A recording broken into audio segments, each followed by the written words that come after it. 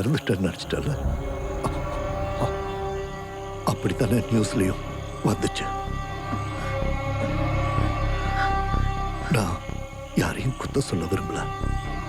இப்படி ஒரு இடத்துல கையில குழந்தையோட எத்தனை நாளைக்கு தான் தனியா வாழ முடியும்? இல்ல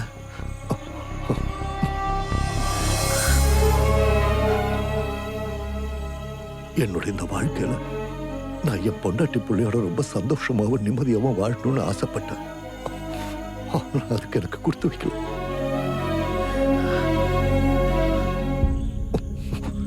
நான் ஜெயில இருக்கும்போது என் மனசு முழுக்க இங்கேதான் இருந்துச்சு. நீயும் என் பொண்ணும் எனக்காக காத்துட்டு இருப்பீங்கன்னு தோணுச்சு.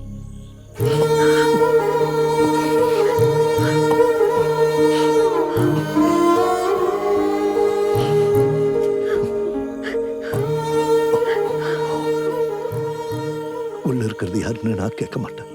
என்ன யாருன்னு கேட்டா ஏதோ வழி தவறி வந்தவன்னு சொன்னா போதும்.